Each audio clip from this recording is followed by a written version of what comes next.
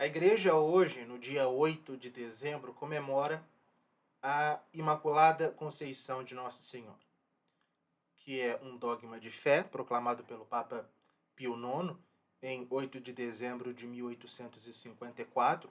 E a história da proclamação desse dogma é muito relevante, porque ela está mais contextualizada na história do que mais na história dos acontecimentos do mundo e da igreja do que nós imaginamos. Porque vejam, quando um concílio ou um pontífice proclama um dogma de fé, na verdade ele não está inventando um dogma, inventando uma doutrina. Simplesmente está reconhecendo que tal doutrina, que tal conteúdo pertence ao depósito da fé, ou seja, que é um dogma revelado por Deus. A igreja, sempre crido, mas que agora solenemente decretado, torna-se, né, objeto de fé obrigatória por parte dos fiéis, não sendo mais possível discussão a respeito daquele conteúdo. E isso normalmente acontece ou quando há alguém contestando determinado dogma de fé, o que aconteceu, por exemplo, com as definições dogmáticas do Concílio de Trento, que são uma resposta direta às negações daquelas doutrinas por parte dos protestantes. É o caso das definições dogmáticas dos primeiros concílios ecumênicos, que são respostas às heresias do arianismo, ao macedonismo, ao nestorianismo, ao monofisismo, ao monotelismo, à iconoclastia, ao apolinarismo, enfim. Então, é, houve um contexto que levou à proclamação do dogma, que já era crido, mas que, por estar sendo contestado, a igreja se pronunciou solenemente, definindo-o de modo infalível, proclamando-o, decretando-o, melhor dizendo, de modo infalível. E quando nós pensamos na Imaculada Conceição, pode parecer que não se deu algo assim. Parece que o Papa Pio IX simplesmente quis, certo dia, proclamar, fazer essa homenagem à Nossa Senhora e reconhecendo essa doutrina que sempre foi crida pela Igreja. Mas não. Houve a proclamação do dogma da Imaculada Conceição está profundamente a proclamação, que eu estou falando, não o dogma em si. O dogma é verdade de fé revelada por Deus, né? Não é enfim, a proclamação do dogma, ela está profundamente ligada aos acontecimentos da época, aos acontecimentos do século XIX e aos acontecimentos relacionados ao pontificado de Pio IX. Pio IX, que foi o Papa da Imaculada Conceição, ele governou a igreja de 1846 a 1878. Foi o pontificado mais longo da história depois de São Pedro. E Pio IX, no pontificado dele, se percebe muito claramente um embate entre a igreja e o mundo moderno, liberal, nascido da Revolução Francesa, do Iluminismo da Revolução Francesa. E existem três acontecimentos, três atos de Pio IX que são como que símbolos da sua luta contra os erros do mundo moderno. Um dos quais é a proclamação do dogma da Imaculada Conceição, e eu vou explicar por quê. Vejam, os primeiros 2 anos do pontificado de Pio IX, eles foram, e isso nós podemos tratar em outra oportunidade, é um tema que eu tenho estudado bastante nos últimos tempos, o pontificado de Pio IX, mas, no começo do seu pontificado, Pio IX foi chamado por muitos de Papa liberal, ou seja, um Papa segundo os novos tempos, segundo as doutrinas da Revolução Francesa, etc.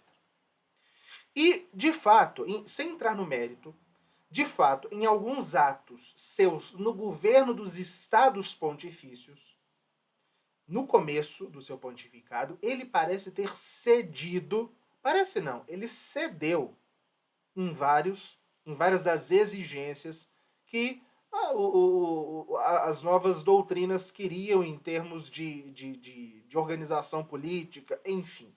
Se isso faz ele liberal ou não, isso é outra história, não é a discussão aqui. Mas o fato é que Pio IX pensou que poderia, de algum modo, dialogar, né, com essas novas forças.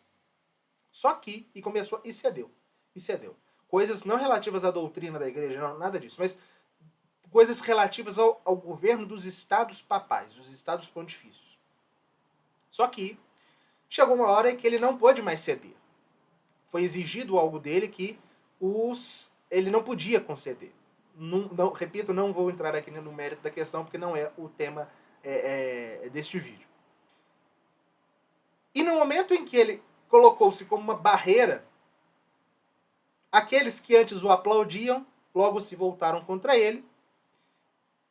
Na onda, né, da chamada Primavera dos Povos, aquelas revoluções que estavam acontecendo em toda a Europa em 1848, ele foi expulso de Roma, ou melhor, ele teve que fugir de Roma, foi proclamada a República Romana, isso em 1849, ele teve que se refugiar no Reino das Duas Sicílias, ao sul da Península Itálica. Ele foi recebido pela família real das Duas Sicílias e ficou algum tempo lá, exilado nas Duas Sicílias.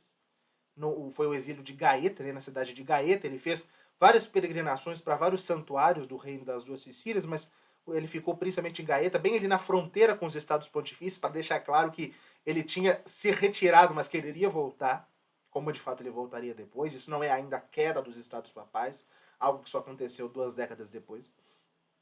Mas, durante esse exílio, ele passou por, de fato, uma transformação, e ele percebeu que ele não poderia, de fato, transigir com aquelas forças revolucionárias, e ele se torna um vigoroso combatente, né, dessas novas doutrinas do mundo moderno. Não que ele aderisse a essas doutrinas. Eu não penso assim. Eu não penso que ele aderisse. Pelo que se lê na encíclica programática dele, na primeira encíclica dele, se vê que ele não tinha. Ele não aderia às doutrinas liberais. Mas ele achou que ele poderia condescender com algumas coisas no governo dos Estados Papais. Isso já é liberalismo? Enfim. Isso está aberto à discussão. Não vai ao caso. Mas ele percebeu que ele não podia ceder. Ele viu que não havia conciliação nenhuma. E foi durante esse exílio em Gaeta que um dos cardeais que estavam com ele, o cardeal Lambruschini, quando Pio IX estava contemplando o mar furioso e pensando nos males que afligiu a igreja naquele tempo, o cardeal Lambruschini disse o seguinte para ele: Santo Padre, não podereis curar o mundo se não proclamardes o dogma da Imaculada Conceição. Somente esta definição dogmática poderá reestabelecer o senso da verdade cristã e afastar as inteligências das vias do naturalismo nas quais se estão a afundar. Bom, depois disso, isso fez com que ele pensasse, e assim que ele voltou para Roma, ele conseguiu voltar para Roma com o apoio de exércitos franceses, e ele comunicou, melhor dizendo, não comunicou ainda, ele fez uma consulta ao episcopado do mundo a respeito daquela doutrina. A esmagadora maioria dos bispos foram favoráveis à proclamação do dogma, que de fato veio em 8 de dezembro de 1854. Que é o primeiro destes 3 grandes acontecimentos dele, do pontificado dele, que eu disse que o colocam em uma evidente oposição ao mundo moderno. Os outros 2 são, em primeiro lugar, exatos 10 anos depois da proclamação do dogma da Imaculada Conceição, em 8 de dezembro de 1864, o chamado Sílabus de Erros, aquela lista de dezenas de proposições de doutrinas do mundo moderno que Pio IX condenava, né? E depois, durante o Concílio Vaticano I, a proclamação do dogma da infalibilidade papal e também pelo Concílio Vaticano I de uma série de condenações a doutrinas do mundo moderno. E a primeira que antecedeu esses dois grandes acontecimentos é a proclamação do dogma da Imaculada Conceição. E por que a proclamação do dogma da Imaculada Conceição ele é, como eu disse, algo que se opõe ao mundo moderno? Por quê? Por quê? Qual é o espírito que animava as inteligências, as mentes, as almas, os corações dos homens no século XIX? Um otimismo em relação à humanidade, mas não um otimismo cristão. Não um otimismo de quem é redimido por Cristo, quem crê em Cristo e espera a sua salvação. Não, mas um otimismo naturalista. Naturalista. Um otimismo por causa do avanço da técnica, das ciências, das descobertas científicas do século, das mudanças políticas, das novas doutrinas, enfim, o homem, né, o homem ocidental parecia que se libertou de todas as amarras e ele era uma espécie de super-homem e que nada teria condições de barrar o seu progresso, a sua expansão, o seu crescimento, enfim. Era um mundo otimista em relação ao ser humano por supostas virtudes e capacidades inatas do próprio ser humano e não por causa da graça de Deus. E com a proclamação do dogma da Imaculada Conceição, o que Pio IX faz? Ele relembra a humanidade de que ela tem o pecado original, de que ela precisa da graça de Deus. Maria foi concebida sem pecado original, em vista do mérito do sacrifício de seu filho na cruz, enquanto todos nós, toda a humanidade, essa humanidade que acha que se libertou de todas as amarras e que se acha, não é, como os homens que construíram a Torre de Babel, erguendo, né, uma nova torre para alcançar os céus. Pio IX joga, né, passa com um trator por cima dessa torre, lembrando a humanidade de que ela tem o pecado original, que o homem é caído, que o homem tende ao mal e que ele precisa da salvação, que ele precisa da graça. Por isso que o cardeal Lambruschini fala, não é?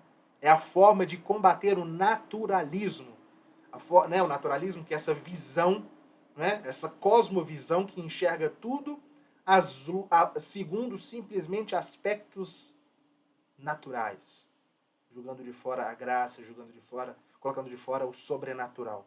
Quando Pio IX mostra a Virgem Maria como aquela que foi poupada do pecado original, ele ao mesmo tempo lembra essa humanidade pecadora,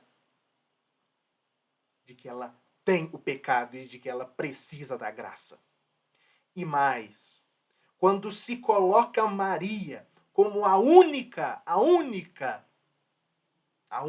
imune do pecado original, Pio IX mostra aquela humanidade que é, sobretudo, soberba, dominada pelo orgulho luciferino da inteligência.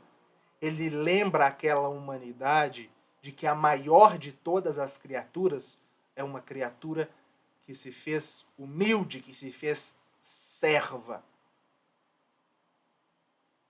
Eis aqui a escrava do Senhor, faça-se em mim segundo a vossa palavra. Aquela que é imune do pecado original e que está acima de todas as outras criaturas, é a maior de todas, enquanto os homens do tempo dele e do nosso são orgulhosos. Logo, a proclamação do dogma da Imaculada Conceição, naquele glorioso 8 de dezembro de 1854, quando Pio IX, em lágrimas, leu, né, o dogma, a definição, enquanto uma luz misteriosa tocava o seu rosto, segundo todas as pessoas que assistiram àquela cerimônia belíssima na Basílica de São Pedro. Aquele acontecimento, né, aquele dia, é uma lembrança perpétua para a humanidade de que ela precisa de Deus e que a maior de todas as criaturas é aquela que mais reconheceu-se pequena diante de Deus.